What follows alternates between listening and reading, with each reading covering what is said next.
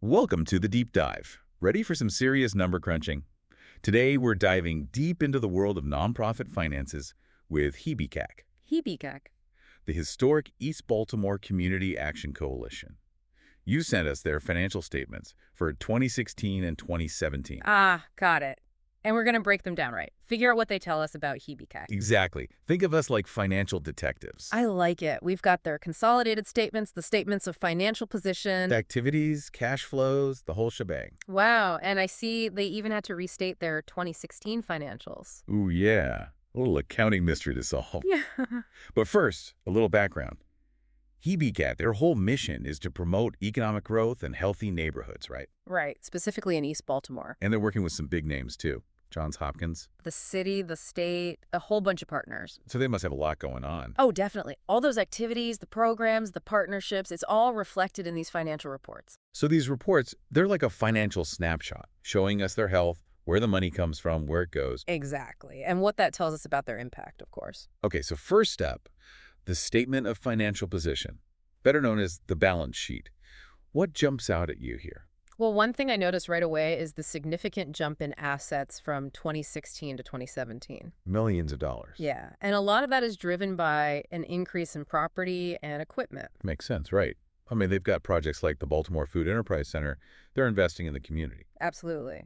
But on the flip side, we also see their liabilities increasing. Ah, so more debt. Yep, there's a bigger note payable, which basically means they took out a larger loan. And the amount due to Johns Hopkins University also went up. Interesting. So they're growing, but maybe taking on some risks too. It's possible. Okay, let's move on to the statement of activities, the income statement. This shows us the money coming in, the revenue. And the money going out expenses over a period of time. Right. So looking at their revenue, it seems like they've got a pretty diverse mix of sources. Yeah, which is typical for a nonprofit. Government grants, contributions, and even some income from things like renting out space. So that they're not putting all their eggs in one basket, which is good.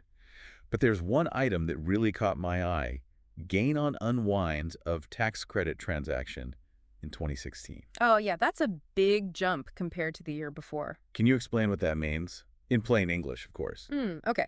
Imagine you've got a coupon for a free pizza. Free pizza. I'm listening. But instead of using it, you decide to sell it to someone else. You'd make a little money, right? Yeah.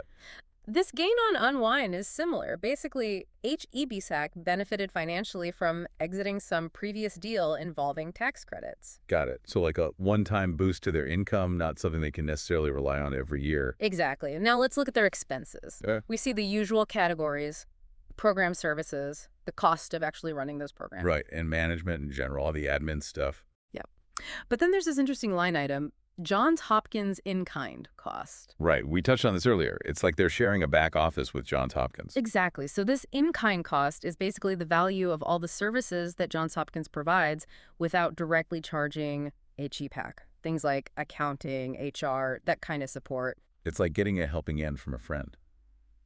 Valuable, but you might not see it just by looking at the bottom line. Exactly. Okay, so we've seen their assets, their revenue, their expenses, but what about the actual cash flowing in and out? That's where the statement of cash flows comes in, right? Yeah. It's all about the movement of cash. You got it. And it's divided into three main activities: operating activities. Investing activities and financing activities. Right. So starting with operating activities, this is the cash flow from, well, their day-to-day operations. Are their core programs bringing in more cash than they're spending? In 2017, yes, we see a positive cash flow from operating activities, which is a good sign. But in 2016, that inflow was much smaller. Interesting. Maybe there was a shift in their programs or spending between those 2 years. Could be. Now, investing activities, these are the big ticket items. Like property, equipment, those long-term investments. Exactly. Remember that big increase in assets we talked about earlier? This is where it shows up in the cash flow statement. So they're putting their money where their mission is, literally building up their infrastructure. And lastly, financing activities. This is where we see the cash flow related to borrowing money, those capital grants they received, and repaying debt. Right, like that note payable we saw on the balance sheet. This is where we see the cash inflow from that loan. You got it. Okay, so we're starting to connect the dots between all these financial statements. But we still have that restatement mystery to solve. Why did HEB6 have to correct their 2016 financials? What does it tell us about their financial management? We'll dig into that in part 2. Sounds good. All right, so let's get back to that financial mystery. Remember, HEBCAC had to restate their 2016 financials. They had to go back and fix something. It's like, imagine you're balancing your checkbook, right? Yeah. And you totally forget to write down a loan payment you made. Your balance would be off. Ah, I see. A simple oversight? Well, yeah, but even simple oversights can be a big deal in accounting.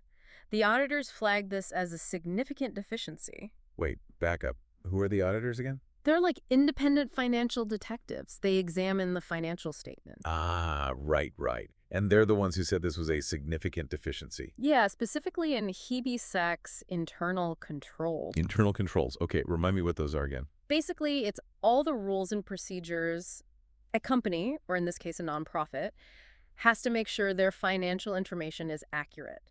Think of it like a system of checks and balances. Makes sense. So this mistake, this oversight, suggests that their checks and balances weren't strong enough. Exactly. They didn't catch the error before those financial statements went out. That's a bit concerning, right? I mean, we're talking about public funds, donor money. Yeah, it definitely raises questions about their financial management. Makes you wonder if there might be other errors lurking in there. Good point. So we've talked a lot about numbers, but let's shift gears a bit. Yeah. This is all about HEBSAC's impact in the community, right? Right. What kinds of programs are they actually running? Right. So those expense breakdowns we looked at, they give us clues about how much they're spending on each program. For example, there's the Youth Opportunities Initiative. Youth opportunities, okay. It helps young people get job training and support services. Then there's Healthy Minds at Work, provides mental health resources specifically for those youth in the program. So they're tackling some important issues facing young people in Baltimore. Absolutely. And that's not all. They run Dee's Place and Threshold to Recovery. Okay. It's a recovery center for people battling addiction. Got it. And they've got the Station East Community Development Initiative, focuses on revitalizing a neighborhood. Revitalizing a neighborhood, wow. And then there's the Baltimore Food Enterprise Center, which supports food businesses. Wow. Okay, so they have a really wide range of programs. They do. And you can see how the financials reflect this. I mean, you can see how much they're spending on each one. Right, right. And some of those grants they receive might be restricted to specific programs, too. Exactly. So by looking at those restrictions, we can really see how the funding is being allocated. Each program has its own little financial story within the larger picture of HEBCAC. Exactly. Okay, now, let's talk about Johns Hopkins. The elephant in the room. We keep coming back to this, but it's clearly a big part of their story. We saw they provide a lot of administrative support. Right, almost like they're sharing a back office. But what does that actually look like financially? Are there benefits, drawbacks? Well, Note 7 in the financial statements, related party transactions, it sheds some light on that. Okay. It specifically says that Johns Hopkins employees handle all of HEBCAC's operating activities. Whoa, all of them. Yeah, accounting, cash management, the whole 9 yards. So it's even more intertwined than I initially thought. It is. And this arrangement, there are pros and cons. On the plus side, HEBCAC gets to tap into Johns Hopkins' expertise. Saves the money on admin costs. Exactly. It's like having this top-notch support system. But we also have to consider the potential downsides. Like what? Well, they could become too reliant on Johns Hopkins, right? It could limit their independence, maybe even lead to conflicts of interest down the line. It's a tricky balance, finding that sweet spot.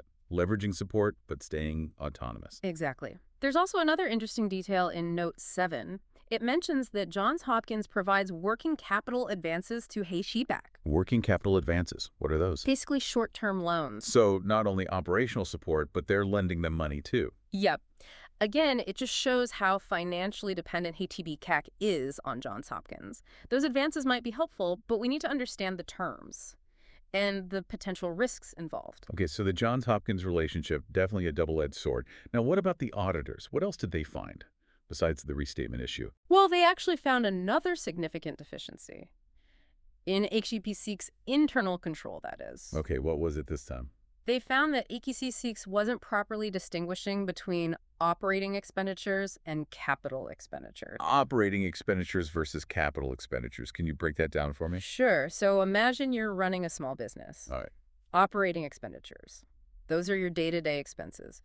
Paying your employees, buying supplies, rent. Okay, got it. Capital expenditures. Those are investments in long-term assets, like buying a new building, a piece of equipment. So one is for keeping the lights on, and the other is for, like, big investments that will hopefully benefit the business later on. Exactly. And it's crucial to categorize them correctly. It affects how you report your finances, can even impact taxes. So if EP6 is mixing these up, It could make their financial statements misleading. Their expenses could look lower or higher than they actually are. so pretty important to get this right. Did they do anything to fix this? Yes, thankfully. In their response, they acknowledged the mistake and they outlined a plan to improve those internal controls, making sure to correctly categorize those expenses in the future. And they said they'd work more closely with the audit team, to prevent similar errors. That's good to hear. But still, it makes you think, if they missed something this basic, what else might they be overlooking? Right. It definitely raises some questions about how reliable their financial data actually is. I mean, this is a key takeaway here. Financial statements, they're more than just numbers. They're a reflection of the organization, how they manage their money, even their culture. It's true.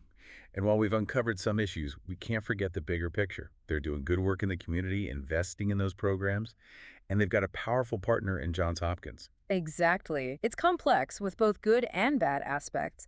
And by really digging into these financial statements, we get a much deeper understanding of HEBCIC.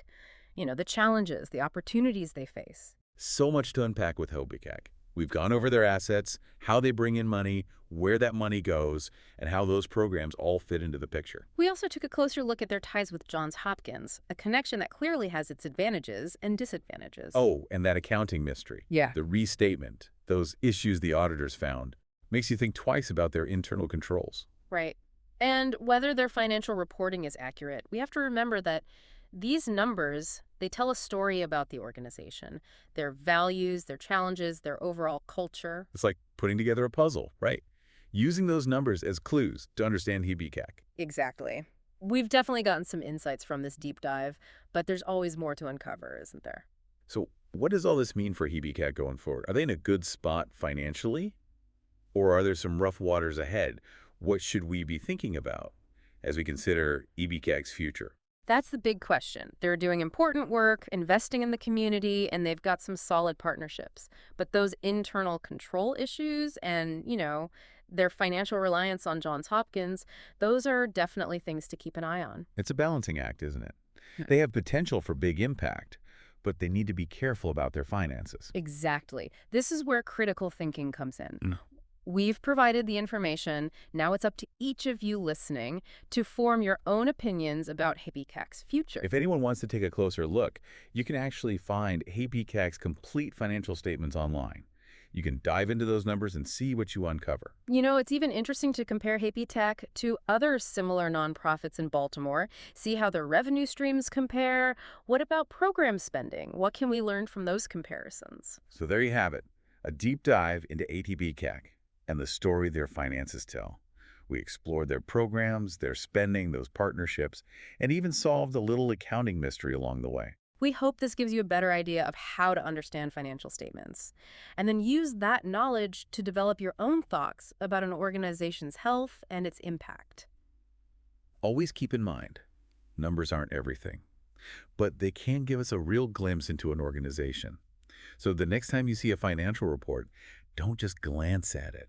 Really dive in, look at the details. You never know what stories you might find. And don't be afraid to ask questions. The more you understand about these statements, the better equipped you'll be to evaluate the organizations you support.